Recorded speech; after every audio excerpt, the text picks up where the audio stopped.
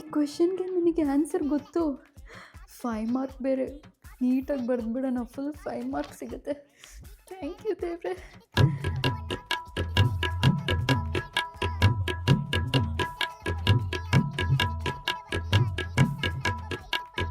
Ma'am, ಒಂದು announcement ಮಾಡಬೇಕಾಗಿದೆ, ಮಾಡಲಾ? Okay, thank you. Students, 5 mark ಕ್ವೆಶನಲ್ಲಿ ಆಪ್ಷನ್ಸ್ ಕೊಟ್ಟಿದ್ದೀವಿ. ಪಾರ್ಟ್ ಎ ಕ್ವೆಶನ್ಸ್ನ ಯಾರು ಅಟೆಂಡ್ ಮಾಡೋಕ್ಕೆ ಹೋಗ್ಬೇಡಿ. ಆರ್ ಅಂತ ಕೊಟ್ಬಿಟ್ಟು ಪಾರ್ಟ್ ಬಿ ಅಲ್ಲಿ ಕ್ವೆಶನ್ಸ್ ಇದೆಲ್ಲ, ಆ ಕ್ವೆಶನ್ಸ್ ಮಾತ್ರ ಅಟೆಂಡ್ ಮಾಡಿ. ಅದ್ಯಾ ಕ್ವೆಶನು?